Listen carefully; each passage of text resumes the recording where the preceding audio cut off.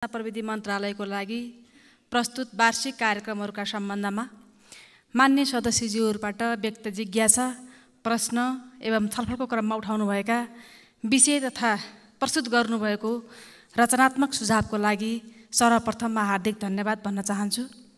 आगामी दिनमा पनि मन्त्रालयले तय गर्ने नीति तथा कार्यक्रमहरूमा यहाँहरूको रचनात्मक सल्लाह, सुझाव र मार्गदर्शनको अपेक्षा गर्न चाहन्छु। सम्माननीय सभामुख महोदय, सूचना प्रविधिको क्षेत्रमा विकसित नवीनतम प्रविधिहरूको अधिकतम उपयोग गर्दै आर्थिक समृद्धि हासिल गर्ने दीर्घकालीन सोच रहेको सञ्चार तथा सूचना प्रविधि मन्त्रालयको आगामी आर्थिक वर्ष 2080-81 को नीति तथा कार्यक्रम र बजेट मूलतः आम सञ्चार, दूरसञ्चार, सूचना प्रविधि, हुलाक सेवा, चलचित्र र मुद्रण गरी 6वटा क्षेत्रमा आधारित रहेको छ। आर्थिक वर्ष 2080-81 मा यस मन्त्रालय र अन्तर्गतका निकाय समेतको लागि रु 8 अर्ब 71 करोड 67 लाख विनियोजन भएको छ, जुन कुल राष्ट्रिय विनियोजनको 0.5% मात्र हो। जसमध्ये पनि 94% चालुतर्फको अनिवार्य दायित्वको रकम हो भने बाँकी रकम पुँजीगत खर्च र वित्तीय व्यवस्थातर्फ विनियोजन भएको छ। यसको साथै मन्त्रालयको कार्यक्षेत्रसँग सम्बन्धित विषयमा नेपाल दूरसञ्चार प्राधिकरण, नेपाल दूरसञ्चार company limited, Nepal television radio प्रसार सेवा विकास समिति, गोरखापत्र संस्थान, राष्ट्रिय समाचार समिति एवं चलचित्र विकास बोर्डले नेपाल सरकार र आफ्नै स्रोत समेत परिचालन गरी यस क्षेत्रको सुदृढीकरणमा क्रियाशील रहँदै आएका छन्। यो विदितै छ। सुशासन र विद्युतीय शासन प्रवर्धन एवं सदाचारको परिपालनामा मन्त्रालय प्रतिबद्ध छ। नेपाल सरकारको नीति तथा कार्यक्रम र बजेट वक्तव्यमा समावेश भएका मन्त्रालय सम्बद्ध विषयहरूको कार्यान्वयन र तोकिएका सूचकहरूको लक्ष्य प्राप्तिको लागि मन्त्रालयले वार्षिक कार्यक्रमहरूको एकीकृत कार्ययोजना तयार गरी कार्यान्वयनमा ल्याउने तथा नियमित अनुगमन मूल्याङ्कन गरिने बेहोरा मान्य सदस्यज्यूहरूलाई अवगत गराउन चाहन्छु। सम्माननीय सभामुख महोदय, अब म मान्य सदस्यज्यूहरूले मन्त्रालयसँग सम्बन्धित रहेर बजेट तथा कार्यक्रम उप छलफलका क्रममा राख्नुभएका जिज्ञासा, उठाउनुभएका विषयवस्तु र दिनुभएका सुझावका सन्दर्भमा विषयलाई क्षेत्रगत रूपमा सबै प्रश्नको उत्तर प्रश्नोत्तर जस्तो भन्दा पनि हामीले हाम्रा जुन क्षेत्रसँग मान्य सदस्यज्यूहरूले प्रश्न उठाउनु भयो त्यो क्षेत्रको शीर्षक वाइज रूपमा जिज्ञासालाई सम्बोधन गर्ने प्रयत्न गर्नेछु। सबभन्दा पहिले म आम सञ्चार क्षेत्रसँग सम्बन्धित रहेर केही कुरा राख्न चाहन्छु। देशभर हाल 242वटा टेलिभिजन, 928वटा FM रेडियो सञ्चालनमा रहेका छन्। हालसम्म 7979 पत्रपत्रिका र 3990 अनलाइन पत्रपत्रिका दर्ता भई सञ्चालनमा रहेका छन्। सबै नीति र कानुन तर्जुमा गर्दा प्रेस स्वतन्त्रताको सुनिश्चितता कायम गरिनेछ। आम सञ्चार क्षेत्रलाई मर्यादित, जिम्मेवार, जवाफदेही, उत्तरदायी र विश्वसनीय बनाउन आवश्यक नीतिगत तथा कानुनी सुधारका लागि विद्यमान ऐन कानुनमा समसामयिक संशोधन तथा नयाँ तर्जुमा गर्नुपर्ने देखिएको छ। समग्र सञ्चार क्षेत्रसँग सम्बन्धित कानुनहरूको तर्जुमा, संशोधन एवं परिमार्जन गर्ने क्रममा सार्वजनिक सेवा प्रसारण विधेयक यसै सम्मानित संसदमा पेश गरिएको छ। आम सञ्चार विधेयक, नेपाल मिडिया काउन्सिल विधेयक, राष्ट्रिय आम सञ्चार प्रशिक्षण प्रतिष्ठान विधेयक मस्यौदाको चरणमा मन्त्रालयमा रहेका छन्। राष्ट्रिय विज्ञापन नीतिको मस्यौदा तयारीको क्रममा रहेको छ। सामाजिक सञ्जाललाई मर्यादित तथा व्यवस्थित बनाउन नयाँ नीति तर्जुमाको चरणमा रहेको छ। नयाँ नीति, ऐन, तर्जुमा एवं संशोधन लगायतका प्रशासनिक कार्यको अनिवार्य खर्चको लागि मात्रै बजेट व्यवस्था गरिएको हो। यहाँ मान्य सदस्यज्यूहरूले यो नीति, नियम, ऐन तर्जुमा गर्ने बजेट धेरै नै कम भयो भन्ने जिज्ञासा राख्नुभएको थियो र यसले हामीले प्रशासनिक कार्यको अनिवार्य खर्चको मात्रै यसमा बजेट प्रस्ताव गरिएको कुरा जानकारी गराउन चाहन्छु। आम सञ्चारमा नागरिकको सहज पहुँच सुनिश्चित गर्दै प्रेस स्वतन्त्रताको सम्मान र जनउत्तरदायी सार्वजनिक सेवा प्रसारण संस्थाको स्थापनाको लागि रेडियो नेपाल र नेपाल टेलिभिजन एकीकृत गर्न सार्वजनिक सेवा प्रसारण विधेयक यसै सम्मानित सदनमा विचाराधीन अवस्थामा रहेको कुरा पनि हामी सबैलाई थाहा नै छ।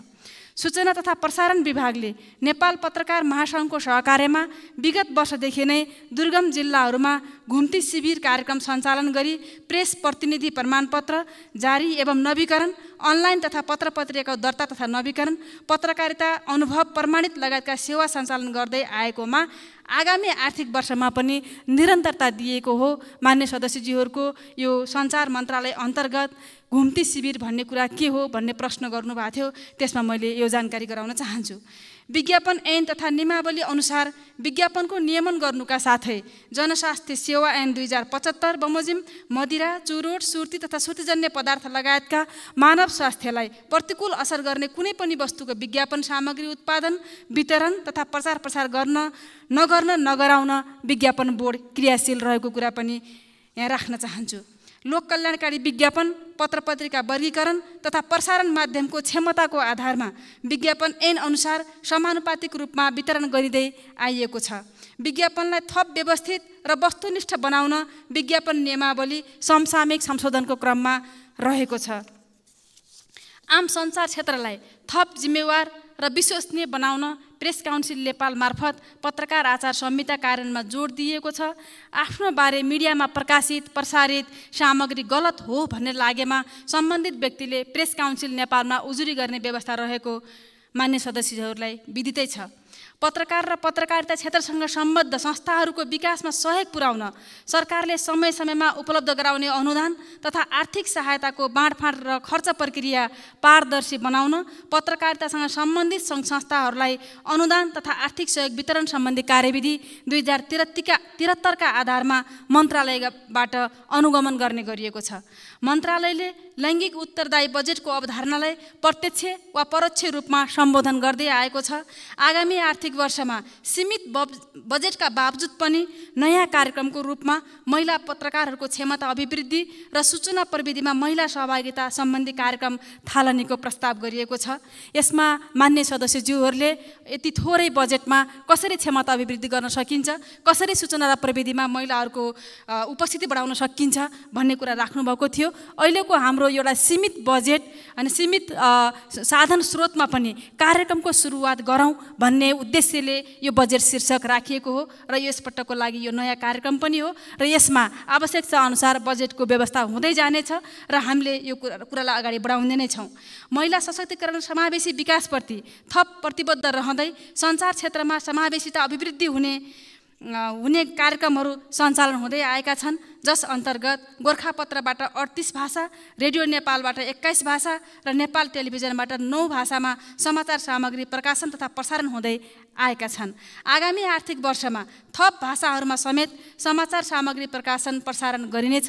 मन्त्रालय र मन्त्रालय सम्बद्ध अन्य निकायहरूबाट समेत समावेशी कार्यक्रम तर्जुमा गरी कार्यान्वयनलाई प्राथमिकतामा राखिएको छ।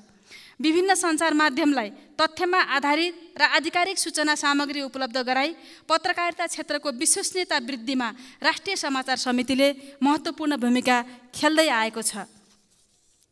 गणतन्त्र दिवस 2080 को अवसरमा मन्त्रालयले विभिन्न विषय क्षेत्रमा गणतन्त्र स्थापना पश्चात भएका उपलब्धि समेटिने गरी गणतन्त्रका 15 वर्ष नामक इन्फोग्राफिक सहितको पुस्तिका प्रकाशनमा ल्याएको छ, जो सबै मान्य सदस्यज्यूहरूलाई पनि पुर्याइएको छ। र अब म दूरसञ्चार क्षेत्रका विषयमा केही जिज्ञासाहरूको सम्बोधन गर्न चाहन्छु। देशभर गुणस्तरीय दूरसञ्चार सेवा पुर्याउन आवश्यकता अनुसार BTS, E-Node-B, mobile tower, FTTH को विस्तार लगायतका पूर्वाधारहरू थप गर्ने कार्य प्रभावकारी रूपमा अघि बढाइएको छ। सेवा नपुगेका, सिग्नल कम देखिएका तथा माग भएका स्थानहरूमा सेवा विस्तार तथा गुणस्तर सुधार गर्न मन्त्रालय अग्रसर छ।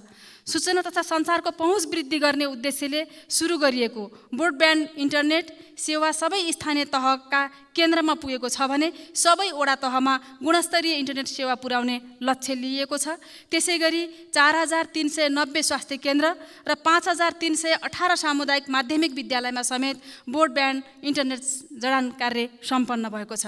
नेपाल दूरसञ्चार प्राधिकरण मार्फत आगामी आर्थिक वर्षमा ब्रोडब्यान्ड इन्टरनेट सबै सामुदायिक विद्यालय र स्वास्थ्य केन्द्रमा विस्तार गर्ने र स्थानीय तहसँगको लागत साझेदारीमा सेवाग्राहीलाई निःशुल्क सेवा दिने लक्ष्यका साथ कार्य प्रारम्भ गरिएको छ। नवीनतम प्रविधिको उच्चतम प्रयोग गर्दै देशभर गुणस्तरीय दूरसञ्चार सेवा प्रदान गर्न सेवा प्रदायकलाई प्रोत्साहन गरिएको छ। नेपाल दूरसञ्चार कम्पनी लिमिटेडलाई 5G परीक्षणको अनुमति प्रदान गरिएको छ। आगामी आर्थिक वर्षमा व्यावसायिक रूपमा यसको सेवालाई विस्तार गर्दै लगिनेछ। नेपाल दूरसञ्चार कम्पनी लिमिटेड र एनसेलबाट प्रवाह हुने सेवा र सेवाको गुणस्तर सम्बन्धमा मन्त्रालय र नेपाल दूरसञ्चार प्राधिकरणबाट नियमन हुने गरेको छ। यसलाई थप नियमित र व्यवस्थित गरिनेछ। कर, राजस्व, रोयल्टी, दस्तुर एवं विदेशी मुद्रा सटै सम्बन्धी कार्यहरू प्रचलित कानुन बमोजिम तोकिएका निकायहरूबाट कार्यान्वयन भइरहेका छन्। दूरसञ्चार सेवा प्रदायकसँगको समन्वयमा उपभोक्ता लागत न्यूनीकरण गर्दै भोइस र डाटा प्रयोगलाई विस्तार गरिनेछ। दूरसञ्चार पूर्वाधारको सहप्रयोग बढाउने, लगानीकर्ताको पुँजीको महत्तम परिचालन गर्ने, दूरसञ्चार सेवाको लागत घटाउने र शहरी सुन्दरता कायम गरिनेछ। आगामी आर्थिक वर्षमा भू उपग्रह नीति 2077 अनुरूप भू उपग्रह स्थापना र सञ्चालनको लागि संस्थागत व्यवस्था गरिनेछ। सीमित स्रोतको रूपमा रहेको फ्रिक्वेन्सीलाई उच्चतम प्रयोग गरी नवीनतम प्रविधिहरू आम उपभोक्ता समक्ष सहज र प्रतिस्पर्धात्मक रूपमा पुर्याई सेवा सुधार तथा राजस्व वृद्धि गर्न नयाँ फ्रिक्वेन्सी नीति तर्जुमा गर्नुको साथै हाल प्रयोगमा नभएको फ्रिक्वेन्सीको सदुपयोग गर्ने र थप नयाँ फ्रिक्वेन्सीको वितरणलाई बढावा दिइनेछ। प्रसारण तथा सञ्चार संस्थाहरूको लागि रेडियो फ्रिक्वेन्सी उपलब्ध गराउने सम्बन्धी कार्यविधि 2076 बमोजिम फ्रिक्वेन्सी निर्धारण समितिले रेडियो, टेलिभिजन प्रसारण संस्था तथा वाकीटकीको लागि आवश्यक पर्ने फ्रिक्वेन्सी तोकी सिफारिस गरे बमोजिम फ्रिक्वेन्सी वितरण गर्ने गरिएको छ। साथै स्मार्ट विद्युत मिटरको लागि समेत रेडियो फ्रिक्वेन्सी उपलब्ध गराइएको छ। सूचना र प्रविधि सुशासन, विकास र समृद्धिका लागि डिजिटल नेपालको दूरदृष्टिसहित 2076 सालबाट सुरु भएको डिजिटल नेपाल फ्रेमवर्क कार्यान्वयनको सिलसिलामा 8 क्षेत्रहरू डिजिटल फाउन्डेसन, कृषि, शिक्षा, स्वास्थ्य, ऊर्जा, पर्यटन, वित्त र शहरी पूर्वाधार तथा उक्त क्षेत्र अन्तर्गतका 80 वटा पहलहरू मार्फत कार्य भइरहेको छ। डिजिटल फाउन्डेसन अन्तर्गत digital Nepal acceleration project DNA प्रोजेक्टको काम भइरहेको छ। यसबाट डिजिटल साक्षरताको प्रवर्धन गर्दै डिजिटल गभर्नेन्सको आधार तयार हुनेछ। सञ्चार तथा सूचना प्रविधि मन्त्रालय र अन्तर्गतका निकायहरूमा डिजिटल हस्ताक्षरलाई कार्यान्वयनमा ल्याइएको छ। कागजरहित सरकारको अवधारणा बमोजिम एकीकृत कार्यालय व्यवस्थापन प्रणाली मार्फत मन्त्रालय र अन्तर्गतका निकायमा कार्य सम्पादन हुँदै आएको छ। यी प्रणालीहरूलाई अन्य मन्त्रालय र निकायहरूमा समेत विस्तार गरिँदै लगिनेछ। सबै सरकारी निकायको वेबसाइटमा एकरूपता ल्याई सूचनाको पहुँचमा सहजता ल्याउनुको साथै वेबसाइट निर्माण तथा सञ्चालनको लागत घटाउन एकीकृत वेबसाइट व्यवस्थापन प्रणालीलाई प्रभावकारी बनाई विस्तार गरिनेछ। वेबसाइटमा हुन सक्ने साइबर जन्य सुरक्षा जोखिम न्यूनीकरणको लागि वेब मोनिटरिङ प्रणालीको सुरुवात गरिएको छ। महत्त्वपूर्ण संवेदनशील पूर्वाधार निर्माणका लागि नेपाल सरकारले सरकारी जग्गाको उच्चतम उपयोग गर्दै ललितपुरको खुमलटार स्थित नेपाल सरकार र रेडियो नेपालको स्वामित्वमा रहेको जग्गामध्ये केही जग्गा मात्र प्रचलित कानुन अनुसार संरक्षण र सदुपयोग गर्दै इन्टरनेट एक्सचेन्ज सेन्टर र सूचना प्रविधि ज्ञान पार्क निर्माण गरी सेवा प्रवाहलाई व्यवस्थित गर्न खोजिएको हो। रेडियो नेपालको जग्गाको सम्बन्धमा यहाँ प्रश्न उठेको थियो। उक्त स्थानमा पूर्ण रूपमा भौतिक संरचना मात्र स्थापना हुने नभई पर्याप्त मात्रामा खुल्ला स्थान समेत रहने बेहोरा पनि अवगत गराउन चाहन्छु। साइबर सुरक्षासँग सम्बन्धित विषयहरू एकीकृत गरी राष्ट्रिय साइबर सुरक्षा नीति तर्जुमाको प्रक्रियामा रहेको छ। हाल 24 घण्टा सञ्चालन भइरहेको साइबर सुरक्षा सञ्चालन केन्द्रलाई प्रभावकारी बनाउँदै साइबर सुरक्षा रेस्पोन्स टिम गठन गरी साइबर जोखिमको पूर्वानुमान र जोखिम न्यूनीकरणलाई थप प्रभावकारी बनाउने कार्यक्रम मन्त्रालयले बनाएको छ। विद्युतीय तथ्याङ्कहरूको सुरक्षा, भण्डारण र उपयोगलाई व्यवस्थित बनाउन विद्युतीय तथ्याङ्क सुरक्षा नीति तर्जुमा गरिनेछ। हाल 24 घण्टा सञ्चालनमा रहेको सरकारी डाटा सेन्टरको स्तरोन्नति गरी डाटा मिररिङ सहितको डिजास्टर रिकभरी सेन्टर सञ्चालनमा ल्याइनेछ। निजी क्षेत्रद्वारा सञ्चालित डाटा सेन्टरको स्तरीकरण र नियमन गरिनेछ। सञ्चार तथा सूचना प्रविधि क्षेत्रमा दक्ष जनशक्तिको आकर्षण बढाउनका साथै उपलब्ध जनशक्तिको क्षमता अभिवृद्धि गर्न सूचना प्रविधि विषयमा स्नातकोत्तर, एमफिल र विद्यावारिधि गर्ने विद्यार्थीलाई विश्वविद्यालय अनुदान आयोगको सहकार्यमा छात्रवृत्ति प्रदान गर्ने र सार्वजनिक सेवा क्षेत्रमा कार्यरत दक्ष जनशक्तिलाई प्रोत्साहन गर्ने कार्यक्रमहरू पनि अगाडि बढाइनेछ। हुलाक सेवासँग सम्बन्धित केही विषयहरू राख्न चाहन्छु। सञ्चार तथा सूचना प्रविधिमा भएको तीव्र विकाससँगै हुलाक सेवाले गर्ने परम्परागत कामहरूमा व्यापक कटौती आएको छ। सूचना प्रविधि र यातायातको विकास नभएको अवस्थामा जनतालाई हुलाक सेवाको पहुँच पुर्याउनको लागि सेवा प्रवाहका बिन्दुहरू बस्ती तहमा पुर्याइएको थियो। विद्यमान अवस्थामा हुलाक सेवाका संरचनाहरूमा कामको चाप न्यून रहेको तथा सङ्घीय शासन प्रणाली बमोजिम पुनर्संरचना गर्न आवश्यक रहेको छ। हुलाक सेवाको निरन्तरताको सुनिश्चितता गर्दै कम कार्यभार भएका संरचनालाई एक आपसमा गाभी सेवा प्रवाहको प्रभावकारिता र वित्तीय मितव्ययिता कायम गर्न खोजिएको बेहोरा जानकारी गराउन चाहन्छु। मान्य सदस्यज्यूहरूले अतिरिक्त हुलाक कार्यालयहरूको खारेजीको सन्दर्भमा जुन विषय उठान गर्नुभयो सो सम्बन्धमा हाल न्यून कार्यचाप रहेका अतिरिक्त हुलाकलाई एक पालिका एक हुलाकको अवधारणाबाट सेवा प्रवाहको पुनर्संरचना गर्न खोजिएको हो। यसबाट सङ्घीय इकाइ अनुरूप हुलाक सेवाको संरचना स्थापित भई सेवा प्रवाह हुनेछ। यसरी सेवाको पुनर्संरचना गर्दा खारेज हुने अतिरिक्त हुलाकमा कार्यरत कर्मचारीको सेवाको उच्च कदर गरी न्यायोचित सुविधासहित ससम्मान अवकाश दिने व्यवस्था गरिनेछ। सानातिना रकम जम्मा गर्न चाहने व्यक्तिलाई ब्याङ्किङ सुविधा प्रदान गर्न 2034देखि स्थापना भएका हुलाक बचत ब्याङ्कको सेवामा बचत तथा ऋण सेवा प्रदान गर्ने ब्याङ्क तथा वित्तीय संस्थाहरूको विस्तारसँगै सङ्कुचन आइरहेको छ, जसको कारण हुलाक बचत ब्याङ्क न्यून प्रभावी बन्न पुगेकोले हुलाक बचत ब्याङ्कमा रहेका खातालाई क वर्गको सरकारी ब्याङ्कमा स्थानान्तरण गरी हुलाक बचत ब्याङ्क खारेज गर्ने प्रक्रियाको थालनी भएको छ। हुलाक सेवालाई आधुनिक र प्रविधि मैत्री बनाउने सन्दर्भमा हुलाक सेवा विभाग र अनलाइन सपिङ साइट दराजसँग फिर्ता हुने सामानको ढुवानी सम्बन्धी सम्झौता भएको छ। हाल जिल्ला प्रशासन कार्यालयसम्म राहदानीको हुलाक मार्फत ढुवानी गर्ने कार्य गरिएको छ। नेपालभित्र हवाई सेवा पुगेका जिल्लामा द्रुत डाक सेवा एक्सप्रेस मेल सर्भिस विस्तार भएको छ भने विभिन्न 39 देशसँग वैदेशिक द्रुत डाक सेवा EMS सेवा सञ्चालनमा छ। हुलाक सेवाको पुनर्संरचना मार्फत मौजुदा साधन स्रोतको पूर्ण क्षमतामा परिचालन गर्दै नयाँ व्यावसायिक ढाँचामा लैजाने तयारी गरिएको छ। चलचित्र सम्बन्धमा नेपालमा निर्माण र प्रदर्शन हुने चलचित्र राष्ट्रिय हित, स्वाधीनता र सामाजिक सांस्कृतिक सद्भावको प्रतिकूल नहुने गरी केन्द्रीय चलचित्र जाँच पास समितिबाट स्वीकृति पश्चात मात्र सार्वजनिक प्रदर्शनको अनुमति दिने गरिएको छ। समाज रूपान्तरणका लागि सङ्घर्ष गर्ने व्यक्ति तथा घटनासँग सम्बन्धित ऐतिहासिक चलचित्र, वृत्तचित्र तथा स्वदेशी चलचित्र निर्माणलाई प्रोत्साहन र प्रवर्धन गर्न बजेट व्यवस्था गरिएको छ। मौलिक चलचित्र निर्माणमा प्रोत्साहन हुने गरी स्टोरी ब्याङ्क तयार गरिनेछ।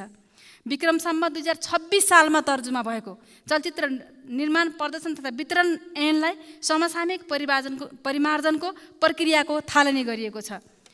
मुद्रणका सम्बन्धमा नेपाल सरकारबाट प्रकाशन हुँदै आएको नेपाल राजपत्र, प्रदेश सरकार तथा स्थानीय तहबाट माग भई आएका राजपत्रहरू निरन्तर प्रकाशन हुनुको साथै नेपाल सरकारको बजेट लगायत विभिन्न सरकारी निकायका प्रकाशन र छपाई कार्य हुँदै आएको छ। संवेदनशील प्रकृतिका मुद्रणलाई देशभित्रै छपाई हुने गरी सुरक्षित मुद्रण सम्बन्धी पूर्वाधार निर्माण भइरहेको छ। अन्तशुल्क स्टिकर, हुलाक टिकट, सवारी चालक अनुमति पत्र, राहदानी जस्ता संवेदनशील छपाईको लागि विदेशी मुद्रा सञ्चित हुने, देशभित्रै रोजगारी सिर्जना हुने र देश सुरक्षित मुद्रणमा आत्मनिर्भर हुने गरी कार्य प्रारम्भ हुनेछ। सम्मान्य सभामुख महोदय, सञ्चार तथा सूचना प्रविधि क्षेत्रमा भएको तीव्र विकासले आर्थिक, सामाजिक, शैक्षिक लगायत विभिन्न क्षेत्रमा प्रभाव पारेको छ। विश्वमा विकसित नवीनतम प्रविधिको प्रयोग गर्दै समृद्धिको लक्ष्य प्राप्ति गर्नुपर्ने अवस्था छ। आगामी आर्थिक वर्षमा मन्त्रालयको सञ्चालन गर्ने कार्यक्रमहरू गुणस्तरको सुनिश्चितता सहित समयमै सम्पन्न गरी लक्षित उपलब्धि हासिल गर्ने प्रतिबद्धता व्यक्त गर्न चाहन्छु। विगतमा जस्तै यस सन्दर्भमा कामका सन्दर्भमा विगतमा जस्तै कार्यक्रम कार्यान्वयनको क्रममा समेत मान्य सदस्यज्यूहरूको साथ र सहयोगको अपेक्षा गरेको छु र यहाँहरूले दिने रचनात्मक सुझाव सल्लाहबाट मन्त्रालयले यसलाई निर्देशनको रूपमा लिनेछ र कार्य सम्पादनका सिलसिलामा पनि यसलाई हामीले आत्मसात गर्नेछौँ भन्ने कुराको विश्वास दिलाउन चाहन्छु र अहिलेलाई यस सम्बन्धी उठेका हाम्रो मन्त्रालय र हाम्रो कार्यक्षेत्रसँग सम्बन्धित रहेर उठेका जिज्ञासाहरूका विषयमा म यिनै कुराहरू राख्न चाहन्छु। धन्यवाद।